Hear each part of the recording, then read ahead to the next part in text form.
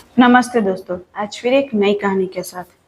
ये कहानी है एक संत की जो हमेशा भगवान में लीन रहते थे। अब उसी शहर में, उसी राज्य में एक सेठ रहता था। उसने सोचा कि मैं अपने वजन के बराबर सोना तोल कर लोगों में बांटूं।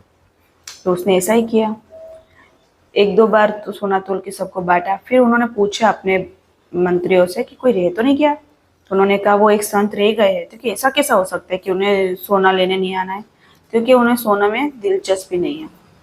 तो उन्होंने एक बार उनको बुलावा भेजा। तो उन्होंने कहा जिसको चाहिए उसको दे दो, मुझे इसकी जरूरत नहीं है। लेकिन सेठ तो माने नहीं। दोबारा बुलावा भेजा, तीसरी बार बुलावा भेजा। तो संत ने उनके बुलावे को स्वीकार कर लिया और चले गए उनके मंत्रियों के साथ। तो सेठ ने बोला कि मैं आपको सोना देना चाहता हूँ, प्लीज इसे स्वीकार कीजिए, कल्याण कीजिए।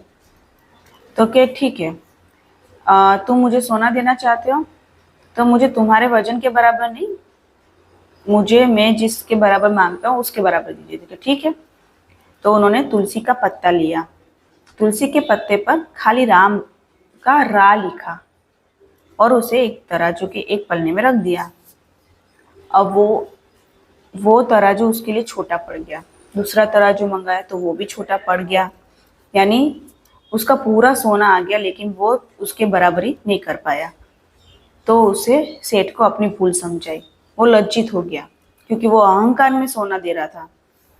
तो उन्होंने कहा कि आप ऐसा कीजिए, आप इतना सोना ले लीजिए।